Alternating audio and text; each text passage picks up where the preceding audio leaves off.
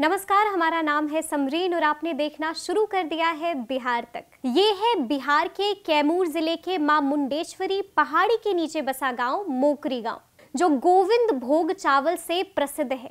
यहाँ के चावल से अयोध्या में रामलला को भोग भी लगाया जाता है, जिस वजह से मोकरी काफी मशहूर है। अगर किसी की जुबान पर मोकरी के चावल की बात आती है तो मोकरी के गोविंद भोग चावल की याद उन्हें जरूर आती है। यहाँ के खेतों में लगने वाले धान की सुगंध आधा किलोमीटर तक फैल जाती है, जिस कारण से देश ही नहीं बल्कि विदेशों में भी यहाँ के चावल काफी मशहूर हैं। वैसे तो गोविंद भोग कई जगहों पर उपज होता है, लेकिन मोकरी के खेतों में जो गोविंद भोग धान की फसल लगती है उसकी बात ही कुछ निराली है। बारिश के मौसम में पहाड़ से पानी अनेक जड़ी बूटी के साथ लिए खेतों तक पहुंचता है। इसी कारण से खेतों की मिट्टी काफी मुलायम हो जाती है और चावल भी सुगंधित और मुलायम हो जाता है। ये चावल मोकरी गांव के अलावा कहीं और उपजाया जाता है तो इस तरह की खुशबू और क्वालिटी वहां नहीं मिलती है, और यही इस गांव की मिट्टी की खासियत है। कहते हैं कि कैमूर के गोविंद भोग व कतरनी के चावल कभी ईस्ट इंडिया कंपनी से जुड़े व्यापारी लंदन तक ले जाते थे। कई देशों में इस चावल की काफी डिमांड अभी भी रहती है। पिछले साल की तरह इस साल भी अयोध्या में रामलला को भोग लगाने के लिए गोविंद भोग धान खेतों में पककर तैयार की जा रही है। आपको बता दें कि ये रिवाज जो है वो 2019 में शुरू हुआ, फिर 2020 और अब इस साल भी अयोध्या में रामलला को भोग लगाने के लिए यहाँ के चावल को तैयार किया जा रहा है। अगले एक हफ्ते में कुटाई कुछ जगहों पर शुरू हो जाएगी और कुछ जगहों पर तो धान की कुटाई शुरू हो भी चुकी है। आपको बता दें कि अयोध्या से सूचना आते ही धान कुटाई के बाद गोविंद भोग चावल सीधे रामलला को चले जाएंगे। आपको बता दें कि अयोध्या में भगवान के अलावा भक्तों के लिए भोजन प्रसाद इसी चावल से तैयार किया जाता है। आइए अब आपको सुनाते हैं कि इस पर किसानों का क्या कहना है।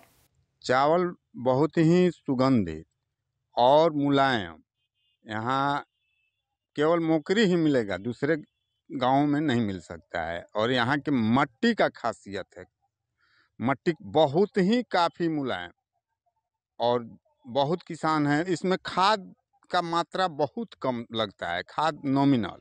अब रही बात कि ये रामलला के भोग में पिछले साल से अयोध्या जाना शुरू हुआ है, और इसके पहले विदेशों में भी फेमस है ये चावल। ये चावल अगर सूखने के बाद मिल में अगर कूटने के लिए जाएगा तो इसमें से एक प्रोटीन निकलता है। प्रोटीन का मतलब उसके कन्ना में चावल ये सब प्रोटीन का अंश आता है, और दूसरे गांव के चावल में कोई प्रोटीन का अंश नहीं है। ये जो नारा के कुल दरिया से चलत बा तो ऐसे और सुगंधी कहीं ना आई मोकरी छोड़ के। हम मोकरी का चावल मशहूर होला। हिजाक का चावल गया जात बा, अयोध्या जात बा, डिहरी जात बा, ये कुल जाए के तो बहुत दूर दूर व्यापारी ले जाता है। अफसोस की बात ये है कि जो चावल देश ही नहीं दुनिया में भी मशहूर है, उसके उत्पादन पर कई वजहों से काफी असर पड़ रहा है। वजह क्या है आप खुद सुनिए। मुंडेश्वरी के बगल से परैया नाला आता है,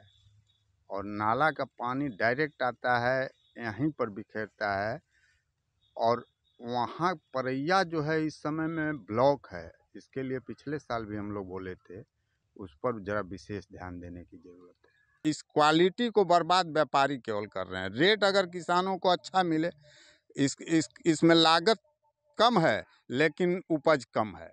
100 रुपया क्विंटल कम से केजी, 100 रुपया केजी चावल का रेट होना चाहिए, तो किसान ज़्यादा उपज करेंगे और ज़्यादा मात्रा में यहाँ के चावल को विदेश में भेजा जा सकता है। अब सरकार के व्यवस्था से वह जो नाला के अपन जगह, हाँ, जैसे कि पानी उधर चल जाता बा, नाला के बढ़िया विकास चाहिए।